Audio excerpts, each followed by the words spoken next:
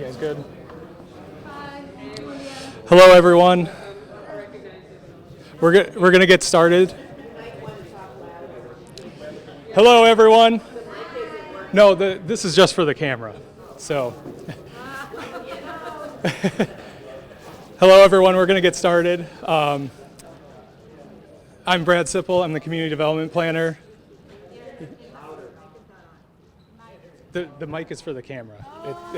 There's no amplification in here. Okay. Well, thank you all for coming. I'm just going to turn it over to Steve real quick. I just wanted to thank everyone for coming. This is the second public meeting for the Greenfield neighborhood plan. And as you can see, we're doing small group activities here and discussions for visioning. So again, thank you all for coming. And I'll just turn it over to Steve to kick it off.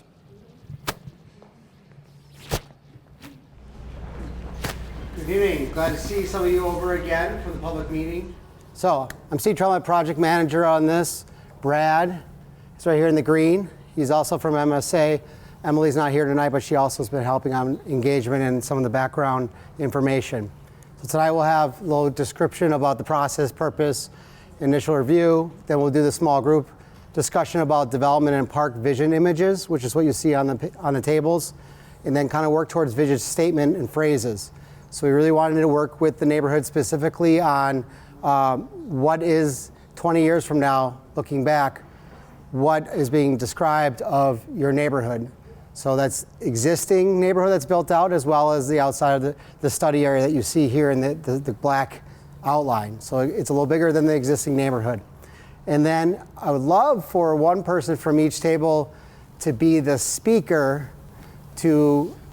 we're going to go to each table and hear what each table has produced for imagery and ideas.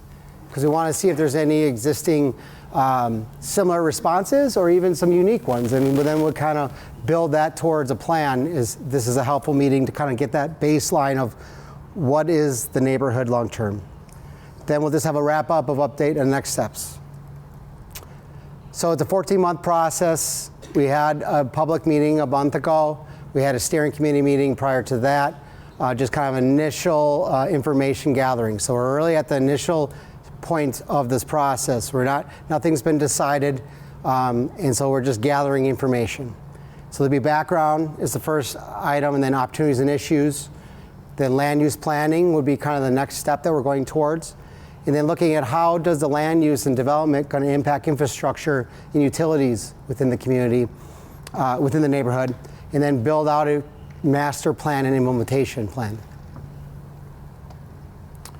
So hopefully I'm not blocking too many people here, but there are activities that we do for the public. We had one open house, like I said, December 4th. We'll have 2 other additional open houses, public inform.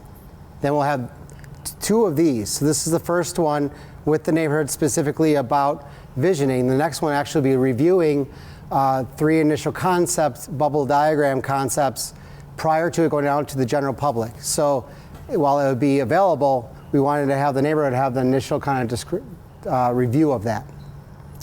Then we've done some stakeholder interviews, going to do a few more. So we're going to be talking to all the major property owners within the neighborhood, meaning some of the larger property owners that could impact what the ultimate build out of the neighborhood long term is. Then we'll also have a developer focus group. So again, we want to be cognizant of the market and what could be actually plausible here, so that the uses are viable. Then we'll have 6 working meetings with a steering committee, 2 plan commission meetings, and then the public hearing and adoption. Project purpose is establish preferred land use plan that balances growth while considering impacts and other community interests. Meet land use, housing, and economic development goals of the city, and position the city to expand the urban service area. So there's a designated area, which I think it shows here. You see that red line? That is what currently is for sanitary service within the boundary of Fitchburg. So there is a process to amend that goes through CARPC, which is the Regional Planning Commission for Dane County area, and ultimately approved by DNR. And so part of this process and outcome is to have a plan that can be used to move forward towards that urban service area amendment. So these are new slides if you were here a month ago. I wanted to talk about healthy neighborhoods. So what is a neighborhood? That can vary in size. That could be from 500 to 2,000 units. It could be from 80 to 640 acres, which is a square mile. A single coordinated development or as a series of separate developments make up that neighborhood. And so it was decided within the comp plan and through urban development planning that the Greenfield neighborhood is kind of bound by the main streets, Irish, apologize, I don't have the map here. Burn, the highway, yes, thank you. So that's what's defined as a neighborhood. What makes a healthy neighborhood is looking at diversity, which means a mix of housing and ownership types, inclusivity, mix of price points, social interactions. So you have schools, parks, neighborhood, retail, and walkability, trails, sidewalks, and shared roads. Why is that important? Let's step back and say, what is typical development? It's not that, right? Most of the time, it's single-use districts. Here's some prairie, this is where I live, so I was just using an example that you have the red bubble, which is commercial area, you have a purple bubble that is business, park, and jobs, and then you have residential scattered. It's geared to certain, in the single family neighborhoods are usually geared to a certain price point. There's not a mix in that price point. Medium and high density residential usually ends up on the corridors, right? Commercial mixed use is usually along arterials. And then the industrial business park around interchanges or along major highways. So why is that development pattern that's been going on for decades problematic? One is it creates pockets of single family and multifamily areas with rental typically forced to the high capacity roadways. You place jobs away from the majority of the housing, so that requires more mobility, transit requirements. It creates variable park and rec amenities. So depending on how developments of the density may impact the size of the park or the amenities that go in each. So that impacts what your neighborhood could have for amenities. There's also diversity of schools. So it can happen where elementary schools specifically, you have neighborhoods that are more restricted income, lower income, there's some medium income and high income. So those schools are impacted by that, and then there's variable education. And then the last one is infrastructure costs. If you do primarily single family low residential and you have to serve it by utilities, it costs a lot more per the development than it is to have more increased density, at least in portions of the neighborhood. So the idea is not that you're saying the whole neighborhood it has to increase in density. It's looking at where does it make sense that's compatible with the existing. So that's some of the things we want to think about here. So I am going to push some of you a little bit with this exercise because we do want to look at 3 images for each of these categories.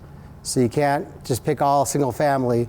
Where do you find in these images something that you think is compatible either near where the homes are or even think about the railroad track, right? So development east of the track between that and the highway has the bigger plausibility of maybe a little more density or intensity. So think about that. I push you to try to think about, can you push your envelope on one of the images to be, you're okay with it, but it's not desirable.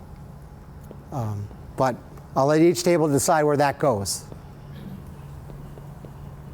So quickly, if you weren't at the meeting, primarily half the neighborhood is the single family neighborhood.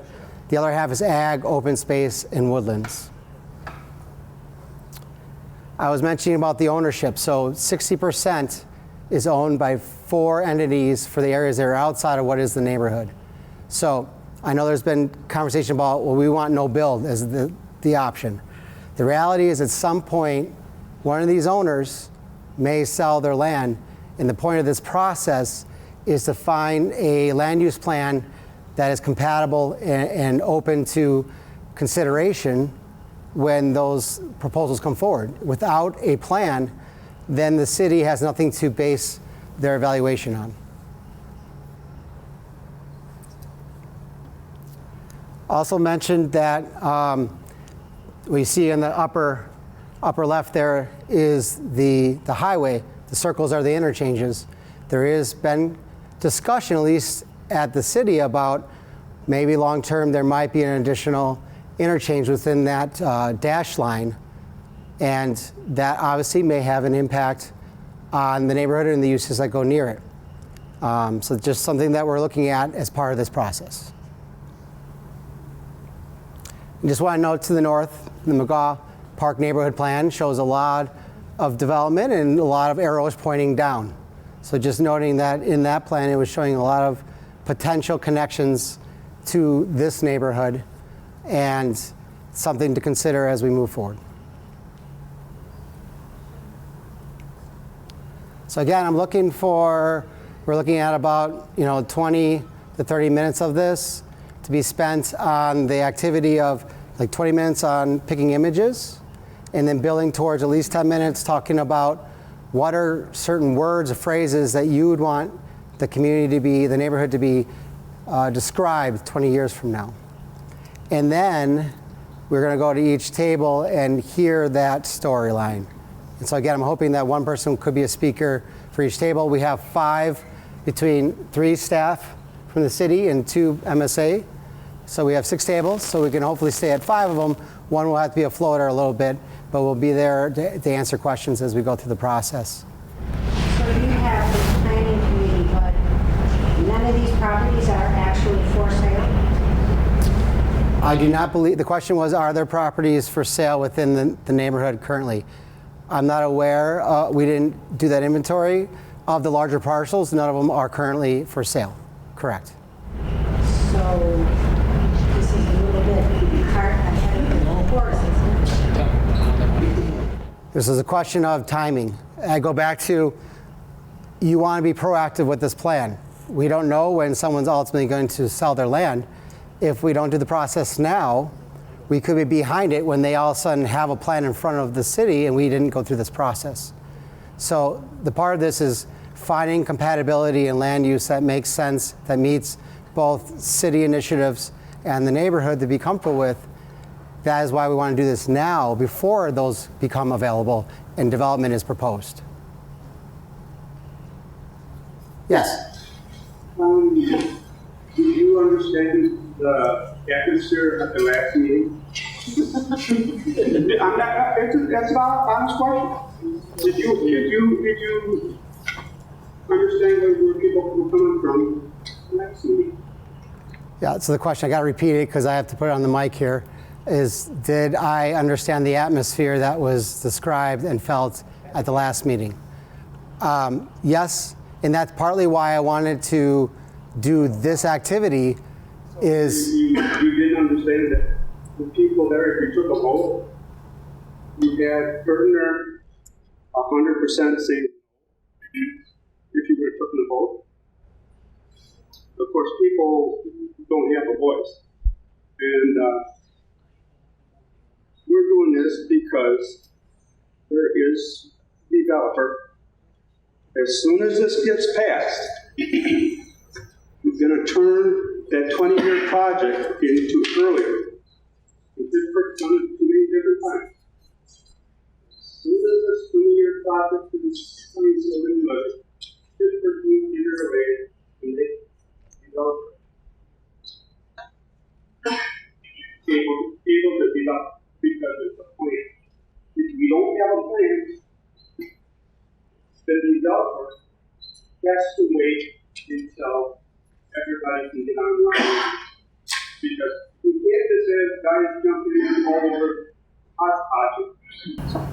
I can't speak for the process if they can... If somebody comes along and gives me $2 million an acre, there's going to be no way in hell that nobody's going to figure this out. You know, that's how come it's easy for farmland to get up. I understand your sentiment, and I know that there's a lot here that want to see very little development or single family. Sir, I really want to be able to do the activity. We can talk a little bit offline if we want, but the point of this process is to come to a good balance. Okay, the reality is this neighborhood didn't exist at one point, and it was farm field, right? So we're already created a neighborhood within what was farm fields. Now we're looking at, all right, if pressures are going to come to need to develop additional lands within the neighborhood, how can we blend it to be a good fit? So that's why we're doing this process. So I'm hoping here that you can provide that feedback, and that's what we're looking for. Yes? So we're here, we're giving our feedback, and it sounds like from the majority that we enjoy the way that Greenfield Park neighborhood exists and would like to protect it in that manner. How is our feedback going to be put to this plan and then protected potentially so that when a developer inevitably picks up this farmland and purchases it, when they go to rezone it, that they can't?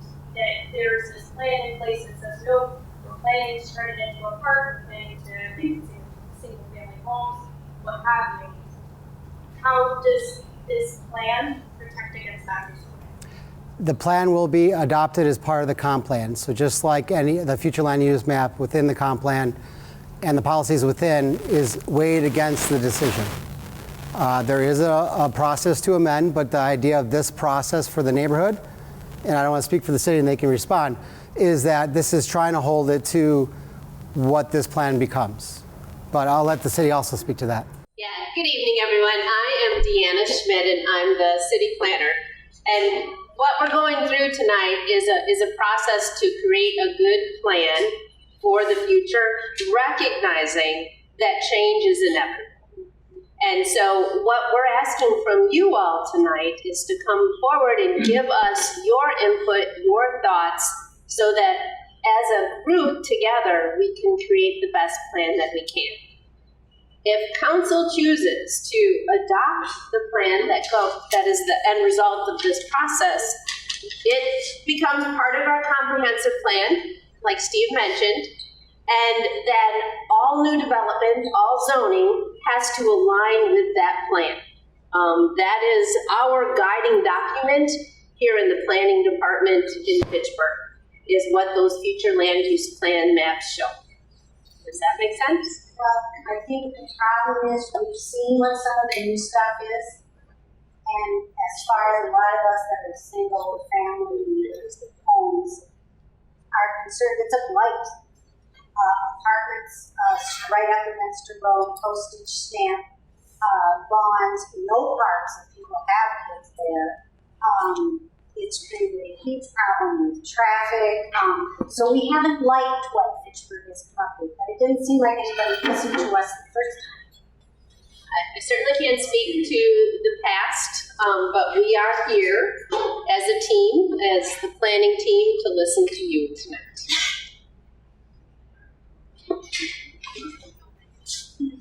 I'll address Deanna. I don't feel that change to what we're looking at tonight is inevitable. There are a group of people that would like to keep it agriculture, and there are a group of people with some very deep pockets. So, and when the land does become available, I think we can buy it and keep it in agriculture. But I don't see that as an option in any of our discussion. I know that the speaker did learn a new word at the last meeting, which was called agriculture. So the response to is, if they're not changing the zoning, what you're talking about can happen. What we're creating a plan is if someone comes forward that actually does ultimately want to develop the land. What you are proposing happens, the plan is not impacting that. It's only going to be impacted if they're coming in for a redezone or a development. So it can continue on as you are suggesting if people are able to purchase land or get the rights to keep it ag. I had some A1 exclusive land in the north part of what is now Swan Creek. The city rezoned that to AX, which is temporary against my will. So it can happen. Trust me. So that leads to my question.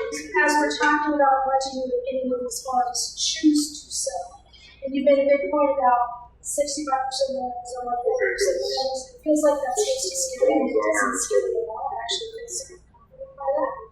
Because a lot of those landowners are not indicating at this point an interest in staying in the short term. As part of this, I understand the need to, if at some point we decide that we want to, we should have a plan for what the community is comfortable with that space becoming. But what I want to ensure is that the land won't be prematurely rezoned, which might drive those trailer parks off. I need some reassurance from the city that if we make a plan, you're not going to say what happened over here. But the land gets rezoned, it puts those agricultural farms into a different tax bracket, and prevents those family farmers from being able to continue to use that. Will the city guarantee us that that area won't be rezoned until those single property holders go? Not even listen. The listening session and people are. I would say as part of the plan, it's not going to have an initiative to rezone. But I can't speak for long-term initiatives of the city and Isn't the sense of the planning committee and this meeting that those 4 big owners of properties that are for sure agriculture, that you don't want them to be agriculture anymore, at some point really do want them to become something else. That agriculture is in itself not in any way sacred to the city. Are you asking if that's my opinion in another direction? Yours and the city. Yours and the cities, because there used to be a rule that said no development below Lacey. Well, that's gone.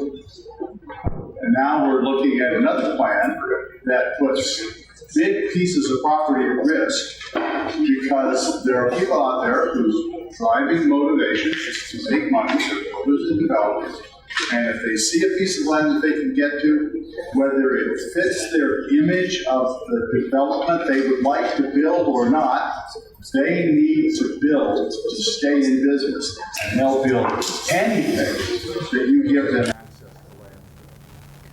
So I would say part of this process is determining to what scale of development. Again, I don't think we're looking at a holistic preservation of all the ag, likely not. Because then you're not planning for the reality of what it could be if someone does sell, right? But again, I'm repeating that if it goes to stay in ag, it can stay in ag, right? Does the city want the ag to go away because it seeks the higher density, higher revenue, higher tax base operation? If that's so, first I'd like the city to just say so. Can I the city that I'm Julia, the mayor, so the city doesn't want to, to determine and to go after the farmer and say, we want you to sell. What we are doing here is an exercise for the next 20 years, what is going to happen if in the future those farmland, the owner decided, well, you know what, we are sick of tired of farming, we want to sell. We need to have a plan. And this is what we can put together and say, what is the vision that we want for that area in case that this happens. So we are ready, because you don't want, if we don't have a plan, and we have a council and mayor in 20 years that is pro-development or pro-this or that, they can come and do whatever they want. But if we have a plan, that plan is going to guide the growth of the city in the next 20, 30 years. This is what we're doing. We're in mission. This is an exercise, is how do we like to see that area in 20, 30 years? If a plan comes from this, how sacred is the plan? What keeps the financial side of the people who want to develop the land to get the city to do something that the plan does not incorporate? Because we are, what it is or where it is. when we the city always follows the comprehensive plan. It's like the Bible development. Okay, so if someone brings a project, we need to determine does it fit in the comp plan of that area. That one is number one. So we follow that plan for the future use of that piece of land. So it's not like the city is gonna. It's very difficult to change or rezone. There is a process to do that. It's not like anyone can come and say, I want to rezone this piece of land, and the city say, okay, do it. No, there is a very robust process to do that. Yeah, I just noticed that none of your boxes included agriculture. And so that's a little concerning given the area that I'm in. And I know you're contemplating if any or all of them want to sell, but I think also included in this plan has to be some sort of plan and commitment to support the agriculture that's there as long as those property owners continue to want it to exist. But And this- I haven't heard that yet. But this is part of this exercise. You can, in your table, if that component is very important, you can say, we want to allocate, or we want to. Do you understand how maintain- concerning it is that that doesn't exist in We are showing some cities? ag residential neighborhoods in the Lawrence. And there are options in the open space in that do option for that. So there are imagery that fits that. And again, the policies can still be in the description within the plan, could push for ideas to keep preservation to a certain level. But if it does come forward that someone wants to develop the land, that's the purpose of having some alternative option shown that makes sense. Just as long as we're paying attention to. I'm hearing loud and clear of the interest, and it definitely will be described in the plan. We still have to have a plan ultimately that does show options that are compatible, that if they ultimately do sell for development. So there are two things in your presentation that I'd like further clarification. First is, you've essentially implied that the Greenfield public neighborhood as it exists now is not a healthy neighborhood. And I think those of us who live in that neighborhood will push back pretty hard against that. And number two, you talked about engaging stakeholders, and I'd like you to better define what you mean by that. So Who the stakeholders are you talking? Are you talking about those 4 families, or is it bigger? we've talked to the school districts, because we're also doing the other neighborhood, which is in South Stoner. So we've talked to school districts. We're going to be talking to the DOT related to the potential interchange. We've talked to the Regional Planning Commission, who again is the one that would approve the service area extension. They also have a general framework of looking in regionally of Dane County, how it should develop with the pressures that are there. And I would say some of the things I described tonight, the healthy neighborhoods and the area that should develop because it has already developed, like the neighborhood that we're in, is in that plan as well. Trying to think who else we're talking to. We're going to talk to economic development from staff. Are there representatives for the homeowners included in that stakeholders, like alders or anybody else that would represent the homeowners? We don't have a homeowners association, so how do you include the homeowners as stakeholders? The alders on the committee. And again, your voices are happening in these special meetings we're creating specifically for your neighborhood. There's also a steering committee. There's 3 representatives or there's not necessarily a lack of representation, but I do think there needs to be communication to that committee. So if you got feedback, you get to hear it, not just through this activity, but if you're sending emails to Deanna Schmidt and whoever checking that email back, we get those back so we understand, how you feel. And I understand where this one is coming from. I really appreciate you coming to tonight. I am honestly I don't think there's one scenario that we have talked about there, which is in 20 years, you can have people own the land and say, I'm going to farm, and they're living on that land. And I do believe them when they say they're going to show farm. But there's the grandchildren of generation 2 or more, we cannot guarantee that they will not fall to the law. So that's something that needs to be taken into consideration. To express an intention here, if it's for farmland preservation, I fully support it. But we need to make our intentions known. Yeah, I just really want to make sure that we don't prematurely push these family farmers off their. I totally agree with you 100%. One more question, and then I think we'll go to that Do you activity. have, is the Greenfield neighborhood currently part of the comprehensive plan that exists for Fitchburg now? It's shown as a neighborhood to be planned for. So it was not part of any other comprehensive plan? Previously, It's not part of any other neighborhood plan for at least since 2009, 2010. It has always been identified as a future neighborhood. And so that's what the process we're going through is to plan for that future neighborhood. Could you say what the boundaries are again? Exactly. Kane to the west. Let's just turn. If you bring up the map. Yeah, that's right. What's that? Streets would be good. Yeah, here. It's so small, it's hard to see. Hold on. Here we are. So almost Burned to the south, Kane to the west, north of Irish, and 14 to the east. So Irish is the north. Outside of there is an additional land that you're seeing right through there. So where's the north boundary? It's the red dash line. Yeah. What road is that? What road is that? It's not a road. It goes through the middle of the Stolman farm. Middle of Stolman. Here in Stolman, it's far. Okay. Yeah, because we're just north of, on On the other side. Doesn't it include the whole? Yeah, just. Yeah, why doesn't it? Yeah, it's a question. Go back to. You can see here the McGaw neighborhood is what abuts it to the north, to that portion. Everything that's in yellow is not part of planned neighborhood at this time.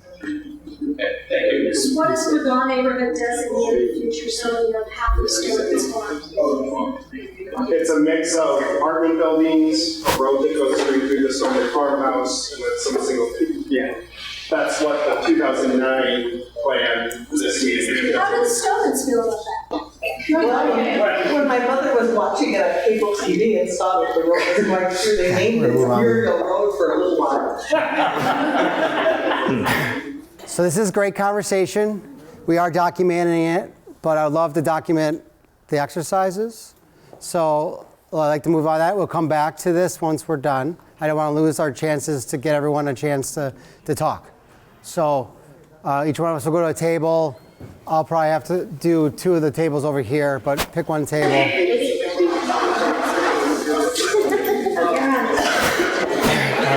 Go here.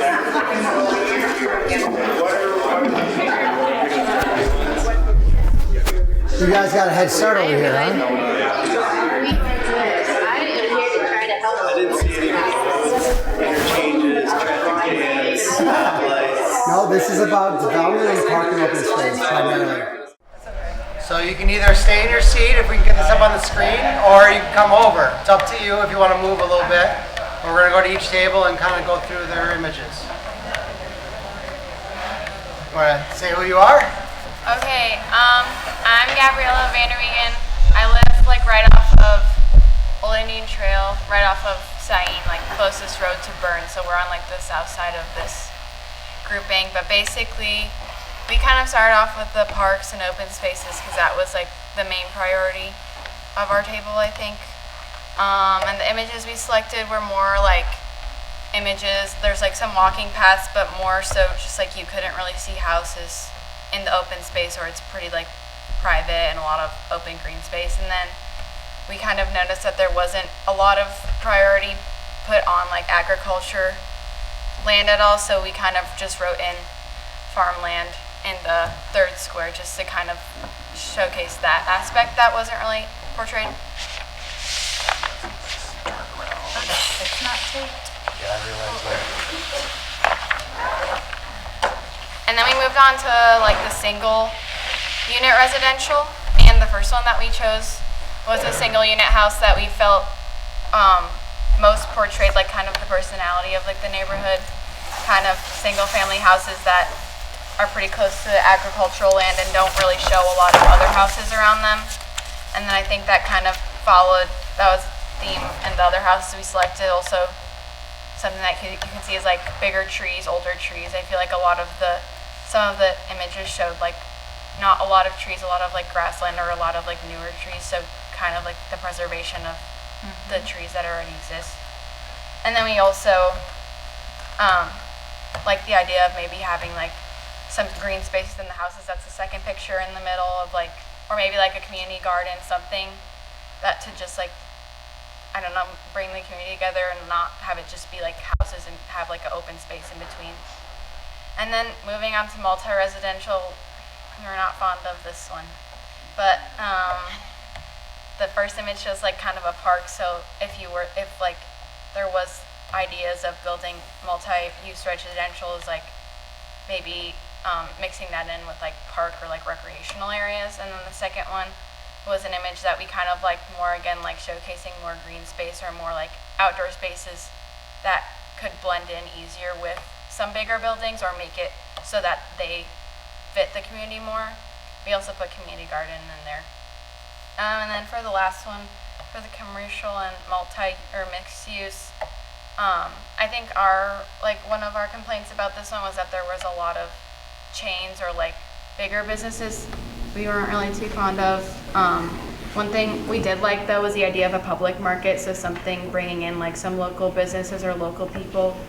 And that was kind of one that was more desirable than the other ones. And another idea that we had talked about was maybe using some of that like multi-unit residential with some businesses or like shops or restaurants or something in the bottom, so it's not just like a block of housing, and more mixed use for like different community members. And then we also wrote down, which are some things we wrote up here, just like bringing local businesses, more walkability, preservation, and similar themes. So. And they split the McDonald's in half. Yep. Yeah. Very clear message. Thank you for speaking. That was great. Anyone else want to add anything from the table?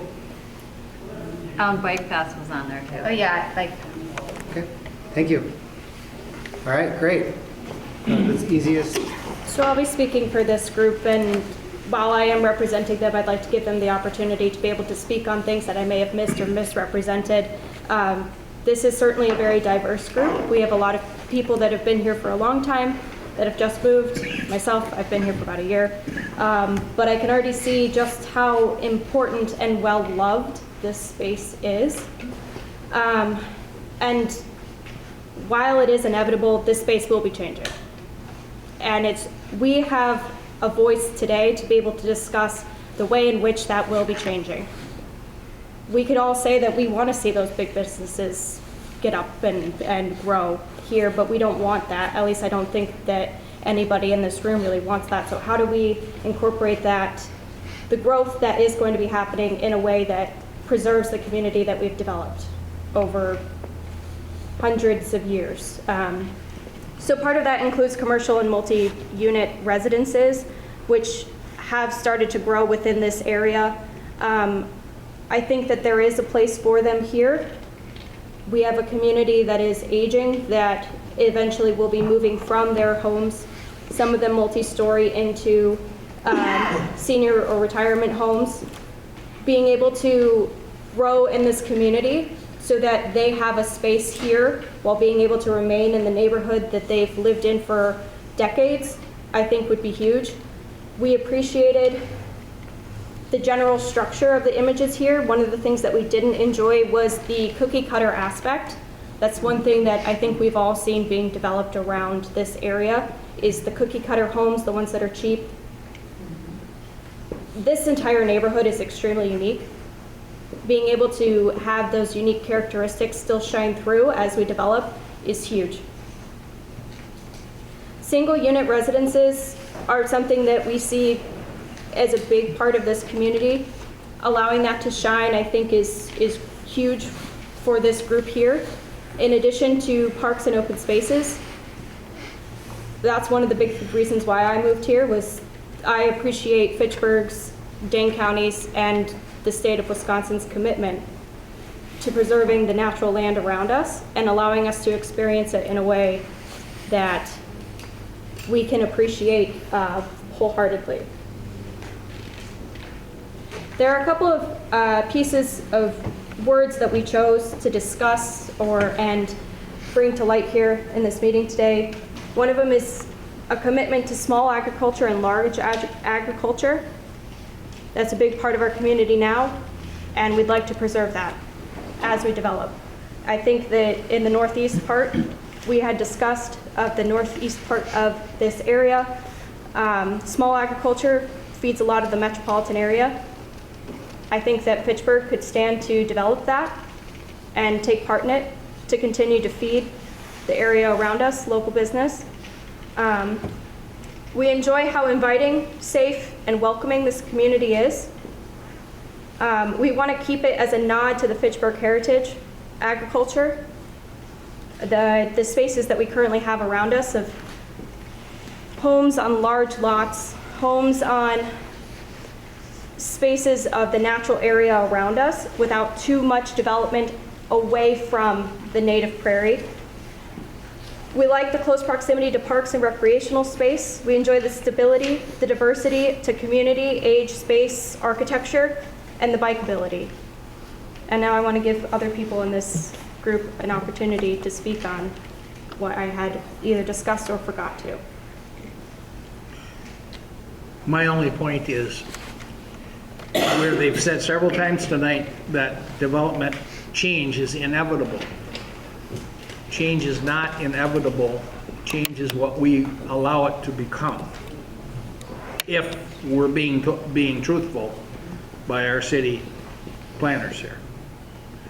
And we can, I think there's still room for some growth. We don't have to absorb everything that's coming at us. We can make a choice to leave some ag, there's just a huge amount of existing developable lots in the urban service area right now. And I think we can make some choices if we're heard, if our voices are heard. Anyone else in the group? Make a comment about sustainability in an environmental way.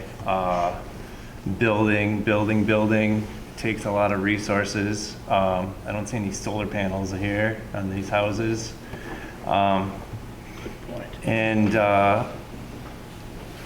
So if we're looking at a climate that's going to bake in the next decade or two, maybe we should be thinking about how we're building these structures in a way that are self-sustaining and I don't know, you get my point.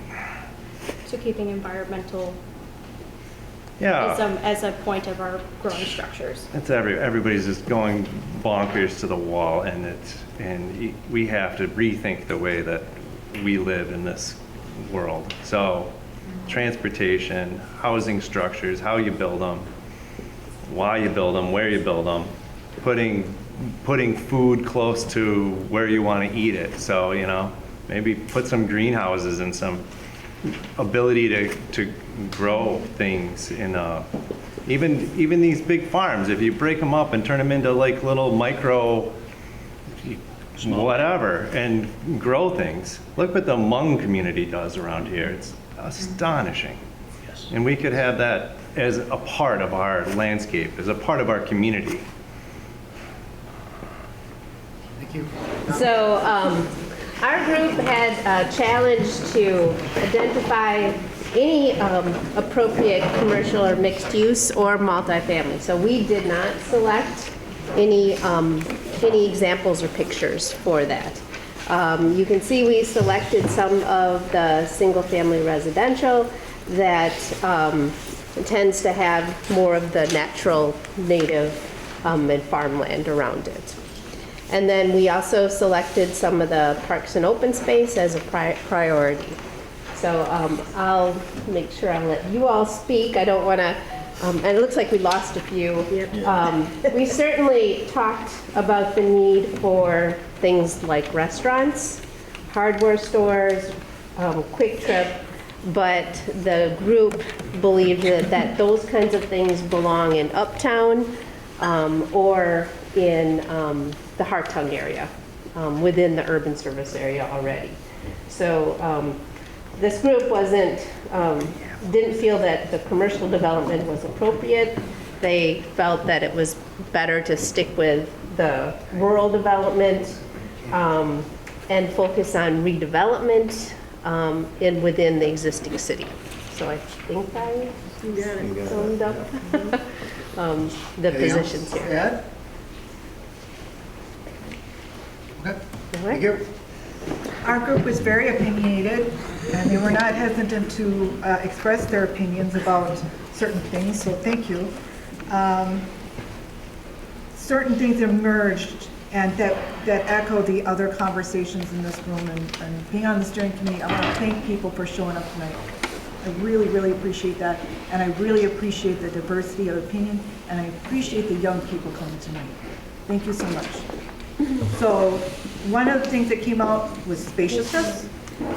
And Elizabeth, could you maybe talk just a little bit louder? Sure. So, thank Sure. you. So top priority came out with spaciousness and preserving natural resources. In regards to single family, in single unit residential, having bigger lots that consist of at least 1/4 acre per lot per single unit residential. On the multifamily, there was a leaning towards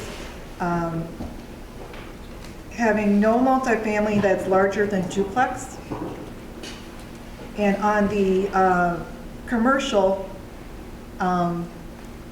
just to put in my personal opinion, I felt it was unimaginative, the choices that were given, not thinking out of the box.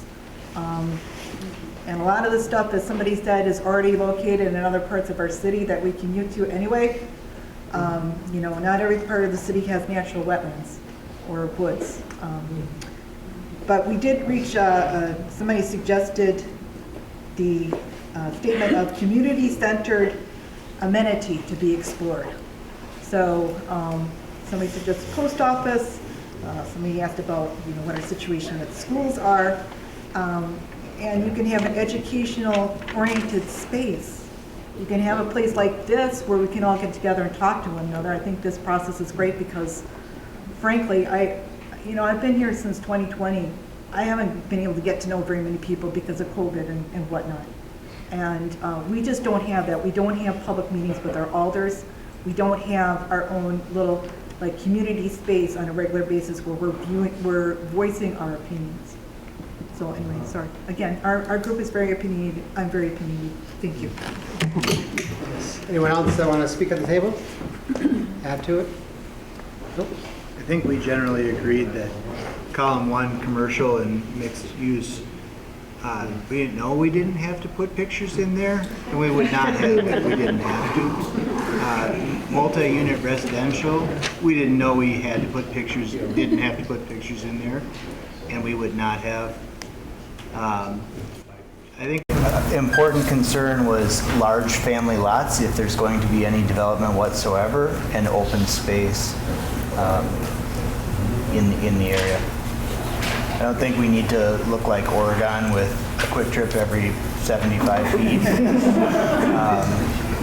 And we felt that traveling into the more urban area of Fitchburg to go to a grocery store is normal for anybody buying a home or building on a lot in this area.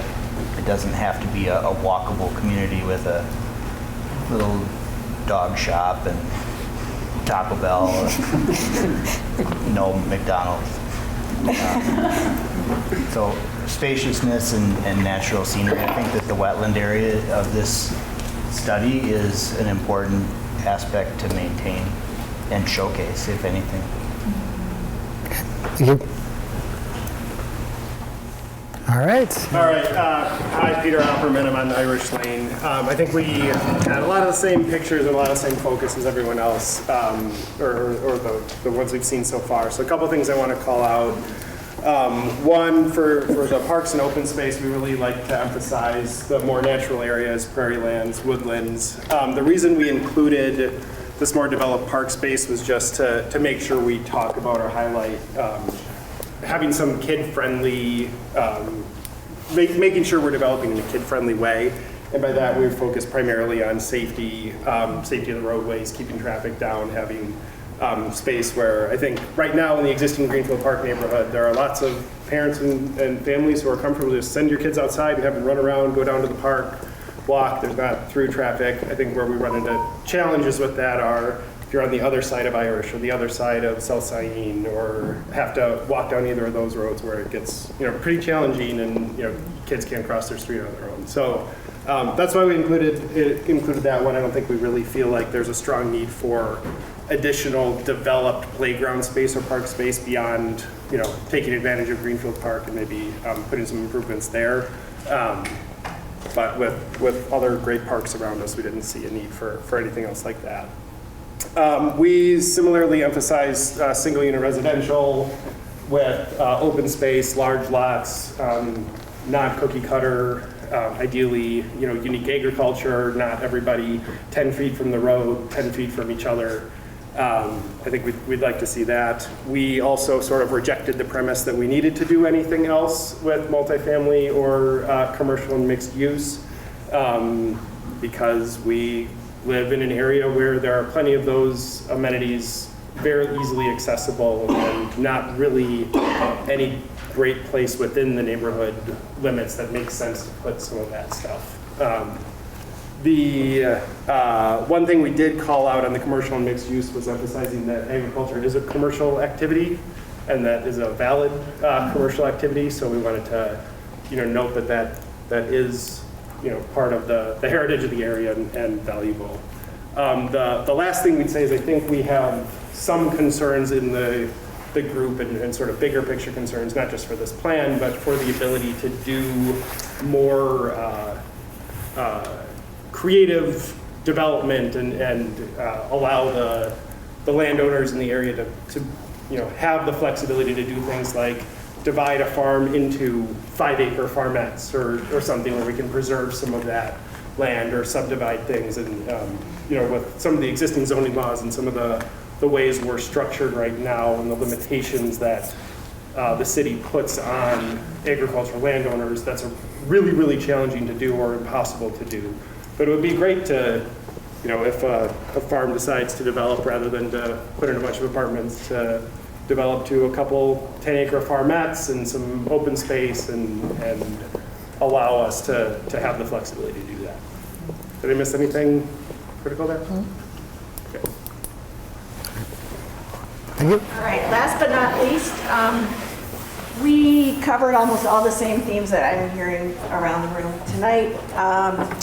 We too did not know we had the opportunity to reject commercial mixed use, but if it were to be inevitable, I'd say the theme that kind of runs through our selections from open space to commercial is scale. Smaller scale homes, smaller scale mixed use buildings, smaller scale multifamily, and green space. Obviously, I think we've picked the same images. I think almost every group picked the same images, so that's kind of cool to see. We added our own, which was a farm.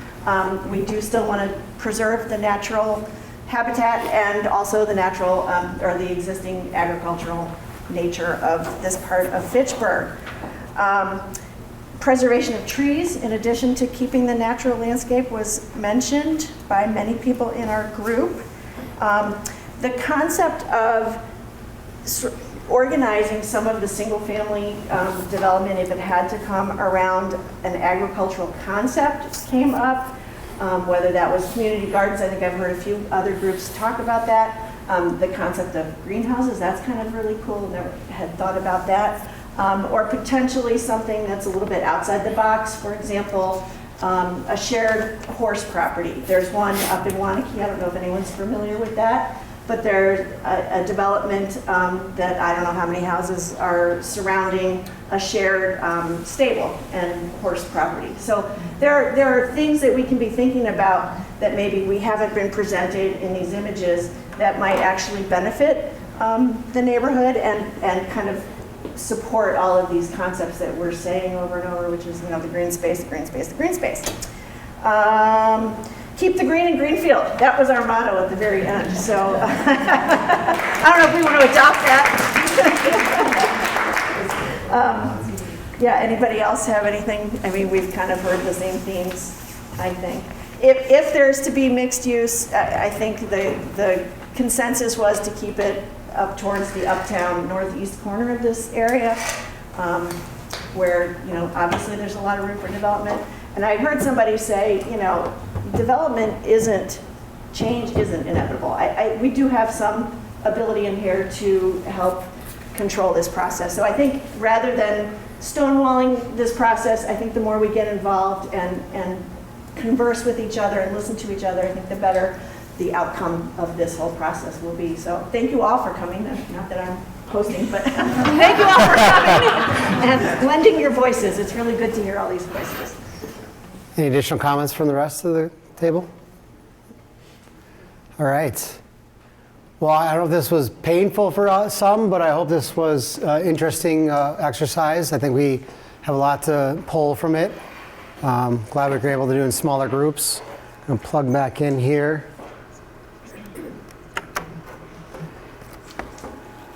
How will this be summarized for consumption? We will, with all public engagement items, we would create a summary. I have images, I took pictures, and it'll be part of, likely the larger summary would be placed in the appendix of the plan, summarizing everything that we have here. Don't rip up those notepads. I will be taking those as well. But then we would have a shorter summary within the document in the section talking about public input. But we will have a full document of appendix of responses. Yes? What did you, as the moderator and the zoning, hear from this group? What is your first brush of what you heard? Preservation of open space and agricultural land. If there is going to be development, to look towards more of the lower density. If there were a desire or a need of any kind of higher density, it's in the northeast, if there was a conversation of that. But there's a preference for it to remain more low density, preservation, green and Greenfield. Thank you. You're welcome. Next steps, just to let you know there's a project website. We're also doing the South Stoner Prairie as well, but here's a link to those. You can also go to the website under neighborhood plans 23-24, and I'll give you updates of information. It'll give you, once we summarize like this meeting and all the maps, they'll be all available there, as well as videos. There's still time to also add issues and opportunities on a map. It's a virtual map that's available. Also on that same webpage that's going to be open for Greenfield through I believe it's the 22nd. If you have interest in South Stoner, that's open only until Monday because we're having an earlier meeting for the steering committee prior to. So Greenfield, the 22nd, South Stoner Prairie, the 8th. So there's opportunities to put issue opportunities with little symbols. So tonight we had our Greenfield neighborhood plan. We'll have a steering committee meetings coming up for both neighborhoods. And then we're starting to look at land use. So that was why this was important to that process, is where we'll be looking at 3 initial bubble diagrams of land use. And again, the intent is to be able to come back to this group who can show up and have conversation about what that is proposed. There will be ultimately a survey that goes out to the public as well as part of that, trying to build to a preferred version ultimately later in spring going into summer. Again, project manager, I'm Steve Trumlett. I can be contacted by this information as well as Brad Sipple from the city side as well. So again, I appreciate everyone coming out. Good information, more conversation to be had. Thank you.